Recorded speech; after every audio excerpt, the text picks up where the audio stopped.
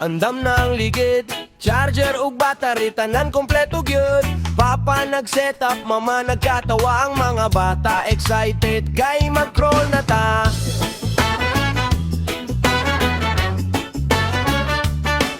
Sabado ug lapok, walay mo undang bisan lisod ang trail padayon gihapon. Dili kinilumba sa kusog lang kundi pa naghigalay nga walay kaparihas.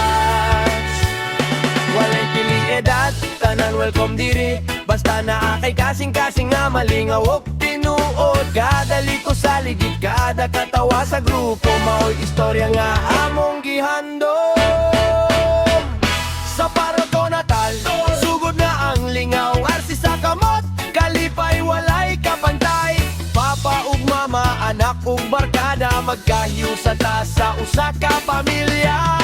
Sa Parato Natal, padayon lang gyud, bato man o lapot, walay mo hunong ang erse, dili lang dulaan sa kamot, kundi pa naghigalay nga walay matapos.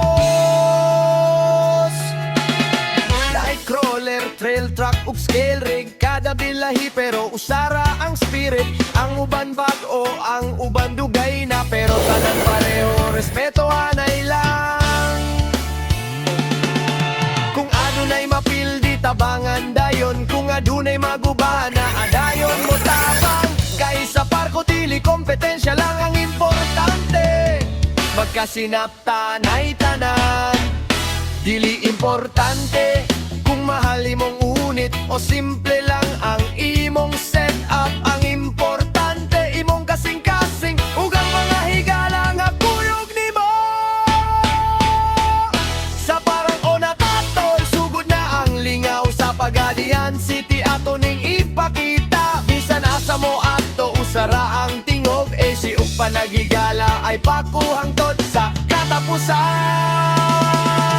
Ligid nga naglibot, damgo nga nagpadayon, katawa sa pamilya dili